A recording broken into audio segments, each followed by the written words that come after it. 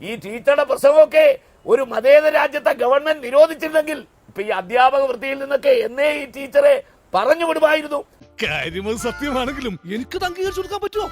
ആത്മപ്രശംസ എനിക്ക് ഇഷ്ടമല്ല, എങ്കിലും ചില സത്യങ്ങൾ പറയാതിരിക്കുന്നത് ശരിയല്ലല്ലോ. പറയാനുള്ളത് എന്താന്ന് വെച്ചാൽ നേരിട്ട് പോയി. കാരണം ഞാൻ നികേഷിനെ വെല്ലുവിളിക്കുന്നു, ഈ ടീച്ചർ നടത്തുന്ന ഒരു പ്രസംഗത്തിന്റെ കാസറ്റ് ഒരു ദിവസം നിങ്ങൾ ഈ റിപ്പോർട്ടർ ചാനൽ പ്രേക്ഷകരെ കേൾപ്പിച്ചാൽ പേടിപ്പിക്കാതെ ഈ ടീച്ചർ ആരാണെന്നും ഇവരുടെ മനോഭാവം എന്താണെന്നും ഇവരുടെ പ്രവൃത്തി എന്താണെന്നും നിങ്ങൾക്ക് എല്ലാവർക്കും മനസ്സിലാകും. എനിക്ക് വായി തോന്നുക അധിക പ്രസംഗേ പറയൂ. അതുകൊണ്ട് ഞാൻ ഈ ടീച്ചറോട് പറയുന്നു, ദയവായി നിങ്ങൾ ഹിന്ദുക്കളെയും മുസ്ലിങ്ങളെയും ക്രിസ്ത്യാനികളെയും തമ്മിൽ അടുപ്പിച്ച് വർഗീയവൽക്കരണം നടത്തി ഈ രാജ്യത്തെ മതേതരത്വം അട്ടിമറിക്കാൻ ശ്രമിക്കരുത് ടീച്ചറെ. അതിപ്പോ ഓരോ കീഴ്വഴക്കങ്ങളാവുമ്പോ അതൊന്നും എനിക്കറിയാൻ മേല.